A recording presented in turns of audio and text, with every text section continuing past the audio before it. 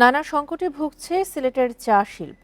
উৎপাদন খরচের চেয়ে কম মূল্যে বিক্রি, বিদ্যুৎ বিভ্রাট, ঋণের সুদহার ও বৈরী আবহাওয়ায় সংকট আরও বাড়ছে।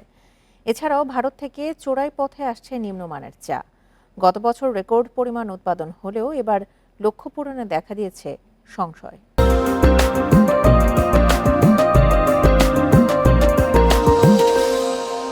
দেশের ১৬৮টি বাগানের মধ্যে সিলেটে আছে ১৩৮টি চা বাগান। ১৭০ বছরের পুরনো এই শিল্প এখন নানা সমস্যায় জর্জরিত। প্রতি কেজি চায়ের উৎপাদন খরচ ২০০ টাকার বেশি হলেও নিলামে বিক্রি হচ্ছে ১০০ থেকে ১৫০ টাকায়। ব্যাংক সুদের হার ৯% থেকে বেড়ে হয়েছে ১৪.৫%। এছাড়া চোরাই পথে ভারত থেকে নিম্নমানের চা আসায় ক্ষতিগ্রস্ত বাগান মালিকরা। মূলত ব্রোকার্সদের সিন্ডিকেটের কারণে চা শিল্প ধ্বংসের পথে বলছেন সংশ্লিষ্টরা। এছাড়া প্রতিকূল আবহাওয়া এবং বিদ্যুৎ বিভ্রাটে নষ্ট হচ্ছে গুণগত মান। ২০২২ সালে জাতীয়ভাবে কেন্দ্রীয়ভাবে চায়ের শ্রমিকরা আন্দোলন করলো। প্রায় ১ মাস বাগান বন্ধ ছিল, তখন থেকে বাগান ধ্বংস শুরু হয়েছে।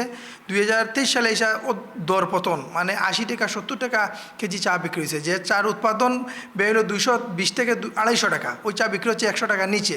নিলাম মূল্য উৎপাদন খরচের চেয়ে কম থাকায় লোকসানে বাগান মালিকরা। ওনারা যেভাবে দেশের সব কিছু সুন্দরভাবে গুছিয়ে নিচ্ছেন, স্টেপ নিচ্ছেন পরিবর্তনের জন্য, এটা যদি চাল শিল্পর ব্যাপারে ওনারা সেম একটা স্টেপ নেন, এখানে আমাদের 10টা প্রপোজাল আছে, ওনারা দেখে এটার স্টেপ নিলে চা শিল্পটা বাঁচবে। ২০২৩ সালে ১৭০ বছরের রেকর্ড ভেঙে ১০ কোটি ২৯ লাখ কেজি চা উৎপাদন হয়। এবছর লক্ষ্যমাত্রা নির্ধারণ করা হয় ১০ কোটি ৮০ লাখ কেজি। প্রথম ৩ মাসে চা উৎপাদন হয়েছে মাত্র ১৭,৪৮,০০০ কেজি। Independent News. এ নিয়ে আরো জানাতে সিলেট থেকে যোগ দিচ্ছেন সহকর্মী রানা মজুমদার। রানা, চা উৎপাদনের ক্ষেত্রে বিভিন্ন ধরনের সংকটের চিত্র আমরা এই প্রতিবেদনে মাত্রই দেখেছি, এবং যেমনটি শুনছি যে ভারত থেকে চোরাই পথেও নিম্নমানের চা আসছে। এর কারণে যে চা শিল্পের সংকট তৈরি হয়েছে, এটি উত্তরণে কি কোনো উদ্যোগ দেখছেন?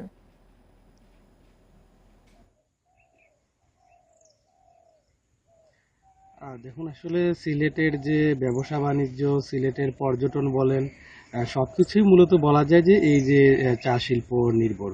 তো সেক্ষেত্রে আসলে চা শিল্পের সঙ্গে সিলেটের কিন্তু বহু সংখ্যক মানুষ জড়িত, এবং সিলেটের যে শিল্প বাণিজ্য এই চা শিল্পের সঙ্গে জড়িত হওয়ার কারণে এখানকার যারা এই যে চা শিল্পের সঙ্গে সংশ্লিষ্ট যারা পেশাজীবী রয়েছেন, তারা যখন নানা সমস্যার সম্মুখীন হয়ে পড়েছেন, সেক্ষেত্রে তাদের যে জীবন ধারণ বলেন কিংবা এই যে শিল্পকে টিকিয়ে রাখা বলেন, সেক্ষেত্রে কিন্তু আসলে সমস্যার সম্মুখীন হতে হয়েছে। এবং এক্ষেত্রে আসলে তারা বলছেন যে দীর্ঘদিন যাবৎ কিন্তু তারা এই যে চা শিল্পের যে সংকট, সেটিতে তারা সম্মুখীন হয়েছেন। এবং তারা বলছেন যে আসলে বর্তমানে চায়ের যে নিলাম মূল্য রয়েছে, সেটি কিন্তু একেবারেই কম উৎপাদনের যে খরচ রয়েছে সেটির তুলনায়। সেক্ষেত্রে তারা বলছেন যে এক্ষেত্রে তাদের কিন্তু আসলে ক্ষতির সম্মুখীন হতে হচ্ছে, এটি একটি বিষয়। দ্বিতীয় বিষয়টি হচ্ছে, তারা বলছেন যে আপনি জানেন যে পঞ্চগড়ের যে সমতল ভূমি, সেখানে কিন্তু চায়ের উৎপাদন বর্তমানে করা হচ্ছে। তো তারা বলছেন যে এটি মূলত সামগ্রিকভাবে হয়তো চায়ের উৎপাদন যেটি রয়েছে সেটি বাড়াচ্ছে, কিন্তু চায়ের যে গুণগত মান রয়েছে সেটি কিন্তু আসলে মোটেও বাড়ছে না। এবং এক্ষেত্রে যারা কিন্তু ক্রেতা রয়েছেন চায়ের, তো সেক্ষেত্রে তারা কিন্তু এক্ষেত্রে যে চা কেনার যে প্রবণতা, সেটি হয়তো অনেকটাই কমে যাচ্ছে। এবং বিশ্ববাজারে বাংলাদেশের চায়ের যে একটি কোয়ালিটি রয়েছে, সেটিও কিন্তু এই যে পঞ্চগড়ের উৎপাদিত চা, সেটি কিন্তু আসলে করছেন। পাশাপাশি তৃতীয় যে সমস্যাটি রয়েছে তারা বলছেন, সেটি হচ্ছে যে ব্যাংকের থেকে তারা যে ঋণটা নিয়ে থাকেন, অর্থাৎ বাংলাদেশ ব্যাংক থেকে, সেই ঋণের যে আসলে সুদের হার, সেটি আগে ছিল ৯%, বর্তমানে করা হয়েছে 13%। কিন্তু চা শিল্প তো বর্তমানে আসলে নানামুখী সংকটে জর্জরিত। তারা বলছেন যে বর্তমানে বিশেষ বিবেচনায় যেন সেটি আসলে 13% থেকে কমিয়ে 9%এই যাতে করে এই সুদের হারটি নেওয়া হয়, এটি তারা বলছেন।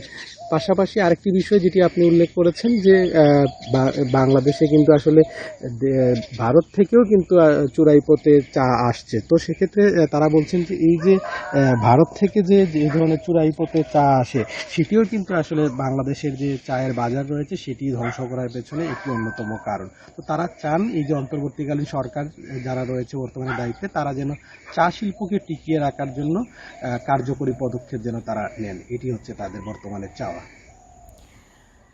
চা শিল্প নিয়ে জানাচ্ছিলেন সহকর্মী রানা মজুমদার।